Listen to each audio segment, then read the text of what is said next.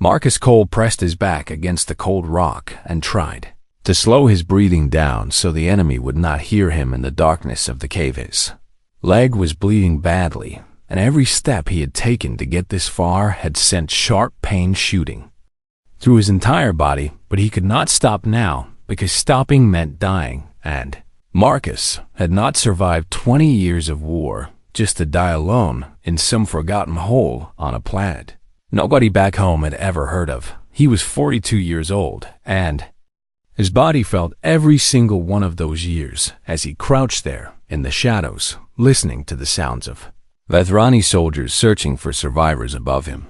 The attack had come without warning just 2 hours ago when his squad had been patrolling the mining tunnels beneath the surface of Kepler-7.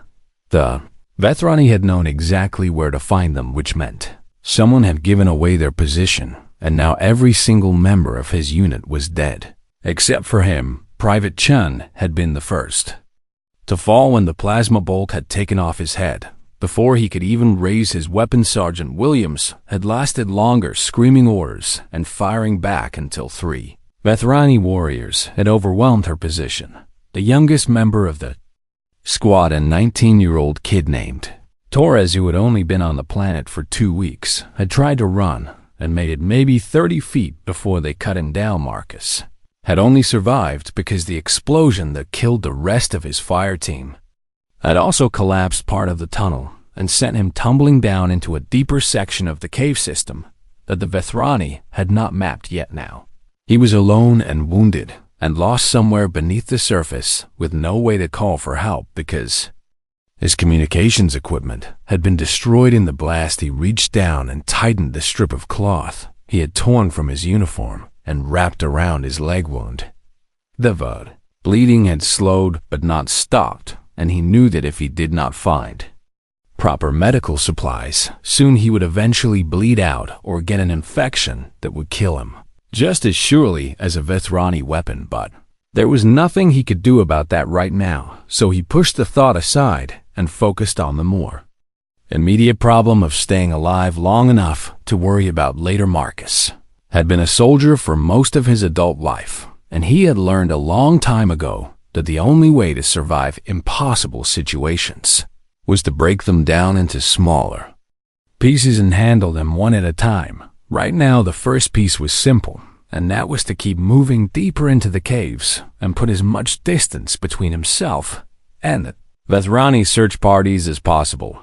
He pushed himself up from the rock and started walking again, moving slowly and carefully through the darkness with one hand on the wall to guide him. The caves on Kepler-7 were old and strange and filled with crystalline formations that glowed faintly with their own inner light. Nobody knew exactly what caused the glow, but the mining company that had hired the military to protect their operations had theories about rare minerals and radioactive deposits and other things that Marcus did not really understand or care about. All he knew was that the faint light was enough to see by if he went slowly and did not try to rush. He walked for what felt like hours, though it was hard to tell time in the underground darkness. The cave system twisted and turned and split into multiple passages, and Marcus chose his direction based on nothing more than instinct and the vague sense that going down was better than going up, because down meant farther from the enemy. Eventually, he came to a section of the caves that looked different from everything he had seen before. The walls here were smoother, and the crystalline formations were arranged in patterns that seemed almost deliberate, like someone had placed them there on purpose, rather than letting them grow naturally. Marcus stopped and looked around, trying to understand what he was seeing. The patterns on the walls were too regular to be natural, and as he looked more closely, he realized that they were not formations at all, but carvings made by hands or tools or something that had shaped the stone with intention. He was standing in something that had been built by intelligent beings a very long time ago. Marcus felt a chill run down his spine that had nothing to do with the cold air of the cave. Humanity had been exploring space for over 200 years, and in all that time, they had found plenty of planets with life, but nothing that suggested intelligent civilizations had existed before them. The Vethrani were the only other intelligent species humanity had encountered, and the war between them had been going on for almost 50 years. But these carvings were clearly not Vethrani, because they did not match any of the artistic styles or writing systems that human intelligence had documented over decades of conflict. This was something else entirely, and something much older. Marcus moved deeper into the carved section of the cave, drawn forward by curiosity, even though every survival instinct he had was screaming at him to be careful. The passage opened up into a large chamber that took his breath away. The room was circular and maybe 100 feet across, with a high domed ceiling covered in more of the strange carvings. In the center of the chamber stood a pillar of black stone that rose from the floor to about chest height, and the pillar was covered in symbols that glowed with a soft golden light. Marcus approached the pillar slowly, his heart pounding in his chest. Did not know what this place was, or who had built it, or how long it had been hidden beneath the surface of this unremarkable planet, but he knew without question that it was important. He reached out with one hand to touch the surface of the pillar, and the moment his fingers made contact, the entire chamber came alive. The symbols on the pillar flared bright, and the carvings on the walls began to pulse with light, and a low humming sound filled the air like the heartbeat of some enormous sleeping creature. Marcus tried to pull his hand back, but he could not move because something was holding him in place. The wound on his leg had been bleeding again, and a few drops of his blood had fallen onto the floor near the base of the pillar. Where his blood touched the stone, golden lines of light spread outward like cracks in ice, or veins carrying life through a body. The light raced across the floor and up the walls and across the ceiling until the entire chamber was blazing with illumination. Then a figure appeared in front of Marcus, hovering in the air like a ghost made of light. The figure was humanoid, but not quite human, with features that were close enough to be familiar, but different enough to be unsettling. It looked at Marcus with eyes that held no pupils, and when it spoke, the words formed directly in his mind, without passing through his ears. "Inheritor detected," the figure said in a voice that was neither male nor female, but something in between. "Genetic markers confirmed and authorization granted, and welcome home, child of the architects." Marcus stared at the glowing figure, unable to speak or move or do anything except stand there and wonder what in the name of everything he had gotten himself into. Above him, somewhere in the tunnels he had left behind, the Vethrani were still searching for survivors. But Marcus was starting to realize that surviving might be the least of his problems now. Marcus wanted to run, but his body would not obey him, and he could only stand there frozen in place, while the glowing figure hovered before him in the ancient chamber.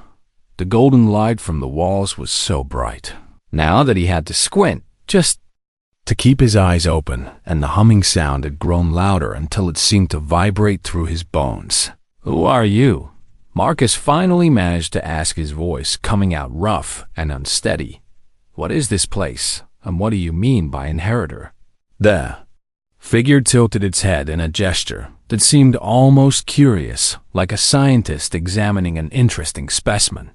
"I am a construct," it replied, and the words still formed directly in his mind without any sound, "created by the architects to serve as a guide and guardian for those who carry their legacy, and you, Marcus Cole, are one such carrier."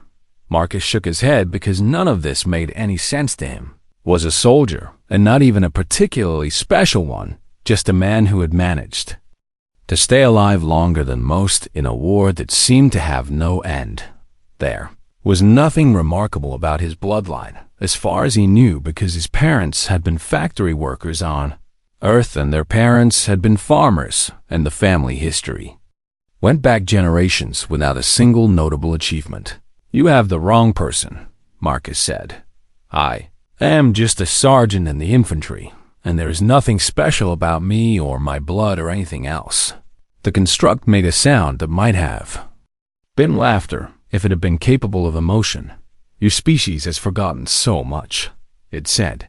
"The architects seeded life across this galaxy over 1 million years ago, and they created many forms of intelligent life, including the ancestors of your kind, and they encoded their legacy into certain genetic lines so that when the time came, their inheritors would be able to reclaim what was left behind. Marcus listened to the words, but they seemed impossible to accept. The idea that humanity had been created by some ancient alien civilization was the kind of thing that religious extremists and conspiracy theorists talked about, and not something that a rational person would believe. But the evidence was all around him in the glowing walls, and the humming machinery, and the fact that the chamber had responded to his blood in a way that could not be explained by anything he understood. Why me? He asked, because that was the question that bothered him the most. There are billions of humans in the galaxy, so why would this place respond to me specifically? The construct gestured, and a holographic display appeared in the air showing a complex diagram that looked like a family tree branching backward through countless generations. The genetic markers we seek are rare, it explained. They have been diluted over thousands of generations through interbreeding with those who do not carry them, and in most humans, the markers are too weak to activate our systems, but in you the markers are strong enough, and we do not know why one individual carries them more strongly than another, but we know that you do. Marcus stared at the family tree, trying to make sense of what he was seeing. The display showed his parents and grandparents, and great-grandparents, going back further and further until the names became illegible, and the branches became too numerous to follow somewhere. In that tangled web of ancestry, there was apparently a connection to beings who had existed before. Humans had even evolved. What does this mean for me? Marcus asked. What am I supposed to do with this information? The construct waved its hand, and the family tree disappeared, replaced by a three-dimensional map of the galaxy. Marcus recognized some of the star systems marked on the map because they were places where battles had been fought in the war against the Vethrani, but there were thousands of other markers scattered across the spiral arms that he did not recognize. The architects built installations on worlds throughout the galaxy, the construct said. Weapons and factories and terraforming engines and medical facilities and libraries, containing all the knowledge they accumulated over millions of years of existence. And when they departed this galaxy, they left these installations dormant, waiting for their inheritors to return.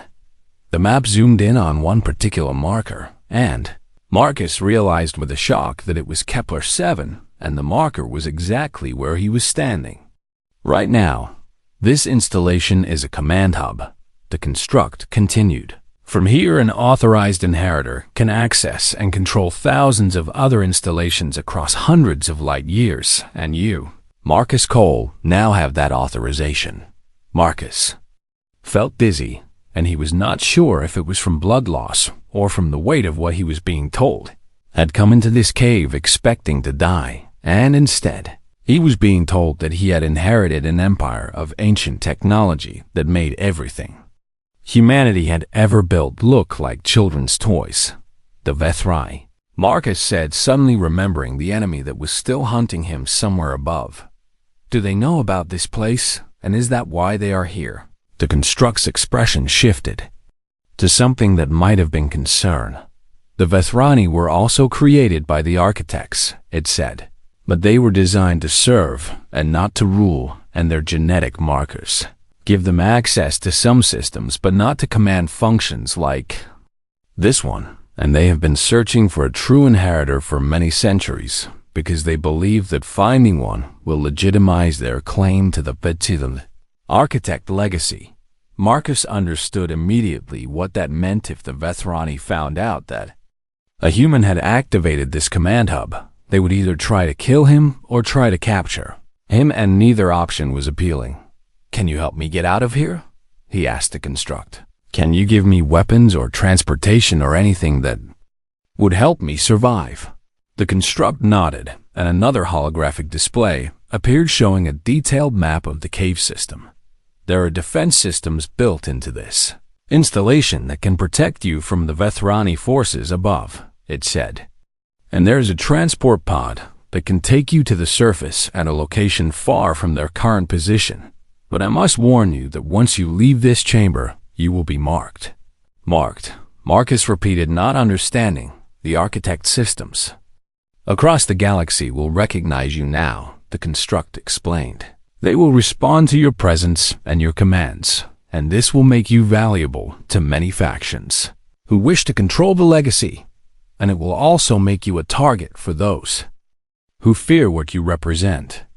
Marcus laughed, but there was no humor in it, because the situation was so absurd that laughter was the only response that made sense. He had started the day as a tired old soldier, expecting nothing more than another patrol through another tunnel on another planet, and now he was apparently the heir to a galactic empire that had been waiting for him for 1,000,000 years.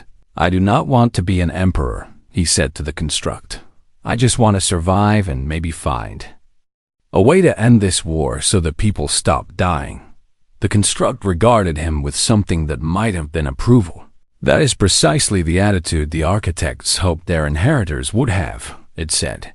They did not want conquerors or tyrants, and they wanted leaders who would use power wisely and for the benefit of all the species they created. The construct faded slightly, and Marcus realized that he could move again as the force holding him in place had released. The choice is yours, Marcus Cole, the construct said. You can leave this place and try to forget what you have learned, or you can accept your inheritance and try to make something good from it. And either way, you should decide quickly, because the Vethrani have detected the energy signature from this chamber, and they are coming. Marcus looked at the glowing walls and the holographic displays and the map of the galaxy with its thousands of markers, representing technology beyond anything he could imagine. He thought about his squad dead in the tunnels above, and about all the other soldiers who had died in this endless war, and about the families on both sides who had lost loved ones to violence that seemed to have no purpose. Then he turned back to the construct and made his decision. Show me how to use the defense systems, he said, and then show me everything else, because if I am going to do this, I am going to do it right. The construct smiled, and the chamber began to change around. Marcus, as ancient systems that had been dormant for 1,000,000 years, woke up and prepared to serve their new master. Queen Sirathan of the Vethrani Empire had been searching for this moment her entire life, and now that it was finally happening, she was not sure whether to feel triumph or terror. She stood at the entrance to the ancient chamber with her royal guards arranged in formation behind her, and she stared at the human male who stood in the center of the room, surrounded by holographic displays that showed more power than her entire fleet combined. The human was wounded and exhausted and covered in dirt and blood, but he stood straight and met her gaze without flinching. Chamber around him was alive with golden light, and the walls pulsed with energy patterns that Sirathan recognized from the oldest text of her people. This was an architect command hub, and it was fully active and responding to the commands of a human soldier who, by all rights, should have been nothing more than another casualty of war. Your Majesty, one of her guards said quietly, we should kill him now while he is still learning the systems. Sirathan raised one hand to silence the guard without taking her eyes off the human. She was 6 feet tall with skin the color of polished copper and eyes that glowed faintly amber in the darkness. Her people had evolved on world with a dim red sun, and they could see perfectly well in conditions that would leave humans stumbling blind. What she saw now told her that killing this human would be a terrible mistake. He has already activated the defense systems, she said to her guard. Look at the energy readings on your scanner and tell me what you see. The guard checked his device, and his face went pale beneath his copper skin. The entire installation is armed, he reported. If we attack him, the automated weapons will destroy us before we can get within 10 feet of him. Sirathan nodded, because that was exactly what she had expected.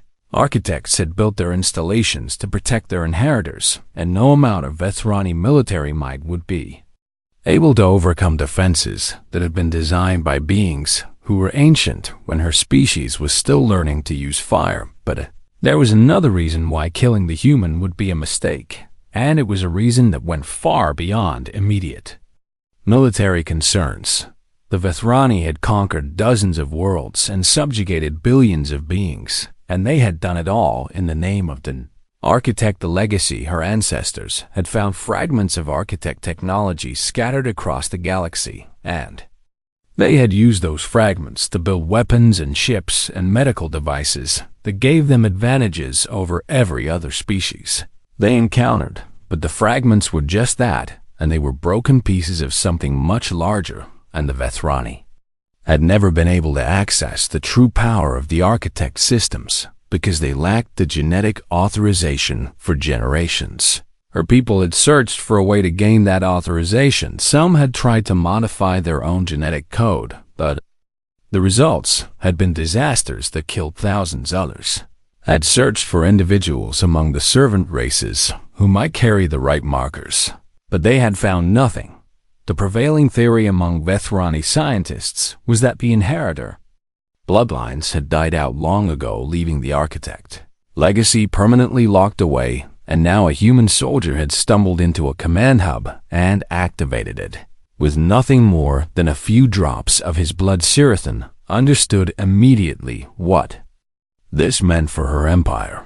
Her entire claim to rule was based on the idea that the Vethrani were the rightful guardians of the architect legacy, because no true inheritors remained if word spread that a human had proven himself to be an architect.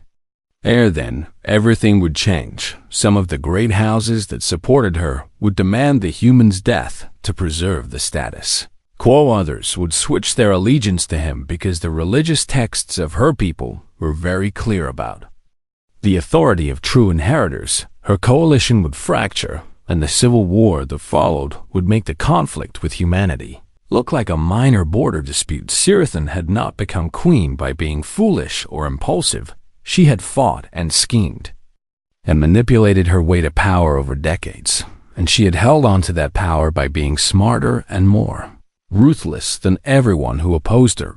But she had also learned when to recognize a situation that could not be won through force. Lower your weapons, she commanded her guards. The soldiers hesitated and looked at each other with uncertainty because the order made no sense to them. Your Majesty, the guard captain said, this human is a threat to everything we have built, and we cannot simply let him go. Sirathan turned to face her captain and let him see the cold certainty in her amber eyes. If we kill him, then another inheritor will eventually emerge, she said. Maybe not for a century or a millennium, but eventually. And when they do, they will know that the Vethrani murdered one of their own, and they will use the full power of the architect systems to destroy us. She turned back to face the human who had been watching the exchange with obvious confusion. But if we make peace with him, she continued, if we show him that the Vethrani can be allies rather than enemies, then we may be able to share in the legacy rather than being destroyed by it. The chamber was silent, except for the soft hum of ancient machinery. Sirathan walked forward, slowly keeping her hands visible and away from her weapons. The human tensed, but did not activate any of the defense systems that could have killed her instantly. She stopped when she was 10 feet away from him and close enough to see the exhaustion and pain in his eyes. I am Sirathan, she said, Queen of the Vethrani Empire and leader of the greatest military force this galaxy has ever known. The human nodded slowly. I am Marcus Cole, he replied, Sergeant in the United Earth Infantry, and I have no idea what I am supposed to do with any of this. Sirathan almost smiled because his honesty was refreshing after decades of dealing with politicians and generals who never said what they really meant. I have a proposal for you, Marcus Cole, she said, one that might benefit both our peoples, if you are willing to hear it. Marcus gestured for her to continue, and the holographic displays around him shifted as if responding to his thoughts. I am listening, he said. Sirathan took a deep breath and did something that no Vethrani monarch had done in the entire history of her people. She knelt before a human behind her. She heard her guards gasp with shock and horror, but she ignored them because she knew that this gesture was necessary. The religious texts were very clear about how servants were supposed to behave in the presence of true inheritors, and if she wanted Marcus to trust her, she needed to show him that she took those texts seriously. The Vethrani were created by the architects to serve, she said from her kneeling position. We have spent thousands of years pretending otherwise, but the truth is written in our blood, just as your authority is written in yours. She looked up at Marcus and saw that he was staring at her with an expression of total disbelief. I am not asking you to rule over my people, she continued. I am asking you to work with me to end this war and build something new and something that honors the legacy we were both created to serve. Marcus was silent for a long moment, and Sirathan could see him thinking through the implications of what she was offering. He was not a politician or a diplomat, but he was clearly intelligent enough to understand that this moment would change everything. If I agree to work with you, he finally said, what guarantees do I have that you will not betray me the moment it becomes convenient? Sirathan smiled, because that was exactly the question she would have asked in his position. None. She admitted, you have no guarantees at all, except my word and my self-interest and right. Now my self-interest says that keeping you alive and cooperative is the only way to save my empire from destroying itself. Marcus considered this for another long moment, and then he did something that surprised Sirathan more than anything else that had happened in this strange day. He reached down and offered her his hand to help her stand. Then I guess we should start talking, he said, because I have a lot of questions, and I suspect you have a lot of answers. Sirathan took his hand and rose to her feet, and in that moment the shape of the galaxy began to change. The negotiations between Marcus Cole and Queen Sirathan lasted for 3 days in the ancient chamber beneath Kepler 7, and during that time the galaxy above them continued spinning in ignorance of how drastically things were about to change. Marcus had so many questions that he barely knew where to begin, but Sirathan was patient and methodical in her explanations, and gradually a picture of the true situation began to form in his mind. The war between humans and Vethrani had been going on for almost 50 years, and in that time, millions had died on both sides. The official history taught to human soldiers said that the Vethrani had attacked without provocation and that humanity was fighting for survival against an aggressive alien empire that wanted to enslave or exterminate them. The version taught to Vethrani soldiers was almost identical, except with the roles reversed, but the truth, as Sirathan explained, it was much more complicated. The first contact between the two species had been a disaster of misunderstandings and cultural differences that had spiraled out of control before anyone on either side could stop. A Vethrani exploration ship had encountered a human colony vessel, and both sides had panicked and opened fire, and by the time cooler heads had tried to intervene, the damage was done. Pride and fear and the momentum of violence had kept the war going ever since. Neither side can afford to be seen as weak. Sirathan explained, my coalition would fall apart if I proposed peace without some kind of victory to show for it, and your leaders face the same problem because the war has been going on so long that entire generations have grown up hating us. Marcus understood what she was saying because he had been one of those people who had grown up hating the Vethrani's father had died in the war when Marcus was just a child, and for most of his life he had believed that the aliens were monsters who deserved to be destroyed. But sitting here, talking to Sirathan, he could see that she was just a leader trying to hold her people together, the same way human leaders were trying to hold humanity together. The hatred on both sides was real, but it was built on foundations of misunderstanding and manipulation. So how do we change that? Marcus asked. How do we convince billions of people who have been raised to hate each other that peace is possible? Sirathan smiled in a way that suggested she had been thinking about this problem for a very long time. We give them something bigger to believe in, she said. The architect legacy is the key to everything, because both our peoples have been searching for it and fighting over scraps of it for generations. She gestured at the holographic displays that surrounded them, showing the vast network of architect installations spread across the galaxy. Right now, this technology is locked away and inaccessible to anyone except you, she continued. But if you chose to share it, then you could transform both our civilizations. Marcus looked at the displays and tried to imagine what it would mean to unlock all that power. The construct had shown him what the installations could do, and the possibilities were almost beyond comprehension. Technology that could turn dead worlds into gardens in a matter of years, medical systems that could cure diseases and extend lifespans and even regenerate lost limbs, manufacturing facilities that could produce anything from food to starships with almost no raw materials, energy generators that could power entire civilizations without pollution or depletion, knowledge archives containing millions of years of scientific advancement. It was enough power to make whoever controlled it the undisputed master of the galaxy. And that was exactly the problem.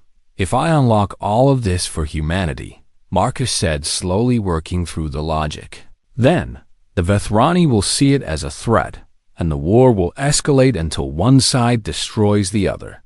Sirathan nodded. And if you unlock it for the Vethrani, then humans will feel betrayed, and the same thing happens. She agreed. The only way this works is if you unlock it for both sides equally, so that neither one has an advantage. Marcus frowned because that solution raised its own problems. If both sides have equal access to this technology, then what stops them from using it to build bigger weapons and fight even harder? You do, Sirathan said simply. As the inheritor, you have the authority to set conditions on how the technology is used, and the systems will enforce those conditions automatically. She explained that the architects had designed their legacy with safeguards to prevent exactly the kind of abuse Marcus was worried about. An inheritor could grant access to specific technologies while restricting others. They could require that certain installations only be operated by joint teams from multiple species. They could program the systems to shut down automatically if they detected attempts to use them for weapons development. You would not be giving anyone unlimited power, Sirathan said. You would be giving them access to tools that could improve their lives while keeping the most dangerous capabilities locked away. Marcus sat in silence for a long time, thinking about what she was proposing. He was just a soldier, and he had no training in politics or diplomacy, or any of the other skills that seemed necessary for the kind of role she was describing. But he also knew that he could not simply walk away and pretend none of this had happened. The construct had made it clear that the architect systems were awakening across the galaxy in response to his activation of the command hub. Other inheritors might emerge eventually, but right now he was the only one, and the decisions he made would shape the future for billions of beings. What do you get out of this? He asked Sirathan, because he still did not fully trust her motives. If I agree to your proposal, then you have to share power with humans, and your empire loses its dominant position in the galaxy. Sirathan's amber eyes met his without flinching. My empire is already dying, she admitted. The war has drained our resources and our best warriors, and every year we grow weaker while new human colonies spread across the frontier. She stood and walked to one of the holographic displays that showed troop movements and economic data. At our current rate, we have maybe 20 years before our economy collapses completely, she said. Maybe 30 if we get lucky, but the end result is the same either way. She turned back to face Marcus. I can either watch my people slowly destroy themselves in a war we cannot win, or I can take a chance on something new, she said.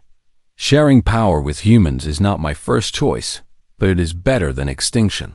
Marcus appreciated her honesty because it matched his own assessment of the situation. Humanity was winning the war slowly, but the cost was enormous. and every year brought new casualties and new debts that future generations would have to pay. Genuine peace that gave both sides access to transformative technology was better than a victory that left humanity exhausted and alone.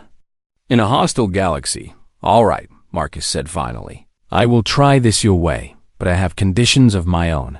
Sirathan tilted her head in a gesture of curiosity. "Name them." "First, I am not going to be an emperor or a king or whatever title you want to give me," Marcus said.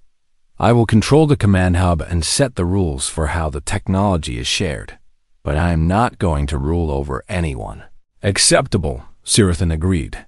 "Second, every decision about sharing technology has to be made by joint councils with equal representation from both species," Marcus continued.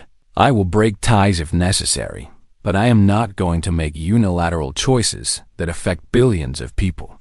"Also acceptable." "Third, and this is the most important one," Marcus said, and his voice hardened. "If either side breaks the peace and starts the war again, then I will shut down all access to the architect systems for everyone and let you both figure out your own problems."